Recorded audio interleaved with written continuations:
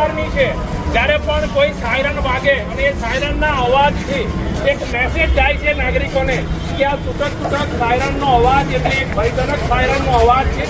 આવા સાયરનના અવાજ વખતે જે જાણકાર નાગરિક છે અથવા જે તાલીમબદ્ધ વ્યક્તિઓ છે એ લોકોએ આ પોઝિશન લેવાની રહેશે. તમે આ જોશો, આ પોઝિશનની અંદર જોવા જઈએ તો મોઢામાં રૂમાલ નાખેલો છે, જેથી કરીને બોમ્બ વખતે કોઈ પણ વખતે એવો અવાજ કે કંપન આવે તો પોતાની લાઈફમાં પ્રોબ્લેમ ના આવે. કાન બંધ કરેલા છે.